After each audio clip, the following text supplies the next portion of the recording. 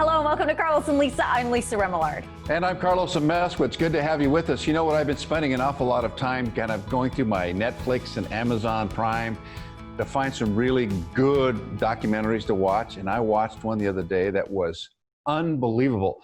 Remember the Challenger, the Shuttle Challenger explosion, that whole disaster? Have you seen it? I watched it too! Oh, you did? Oh, I mean, it's unbelievable. I mean, I did not know all the detail around it. Well, which is, I mean, of course, you know, for my mom and your generation, I feel like it was the Kennedy assassination was the thing in your brain that you like remember where you are. And oh yeah, you never forget that, November 22nd, 1963. For my generation, I mean, we were in school when the Challenger blew up, and because Kristen McCullough was in the shuttle, as kids we're like, a teacher, how cool. And then teacher in space program. I remember all of that. Watched it on like I vividly remember watching it explode on television and being completely shocked and dumbfounded and not understanding. But I watched the documentary too. Oh my God, fascinating. Mind-blowing, because I remember one of the things that I recall mostly, because I'd been covering all the shuttle, the blast offs and all the landings at Edwards Air Force Base, and it started to become very routine, like matter of fact. It went from being the big headline to being buried in the third page of the newspaper, and in our newscast also being buried. But then the Kristen McCullough thing, teacher in space, brought a little bit more sizzle and more fun. It was interesting. Everybody was excited. But the disaster, oh my gosh, I remember just how horrible that morning was. Well, see, I do too. Like, I vividly remember it. But what I didn't, when I was watching the documentary, I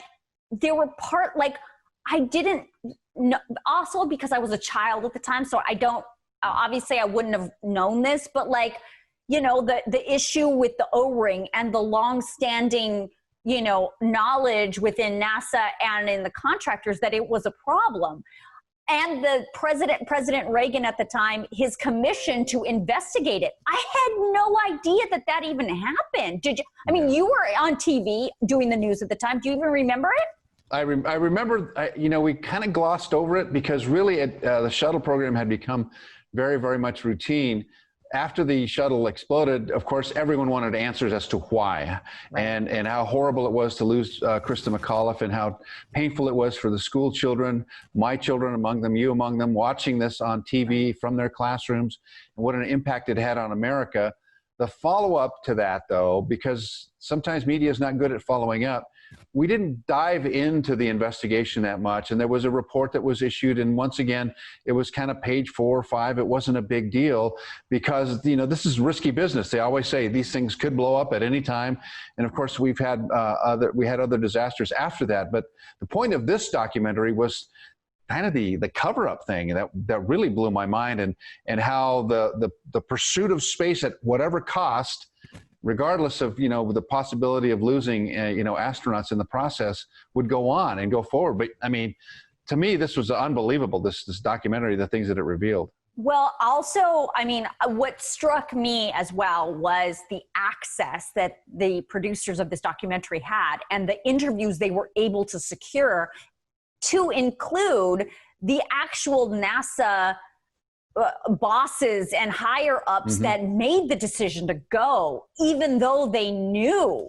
what the risk was with this particular problem that was persistent with the shuttles. It was, I mean, when I saw the NASA officials on there, I was thinking to myself, how in the world did they get them to agree to sit to an interview? It's amazing work. So here's a little personal note. Let me give you a little personal note.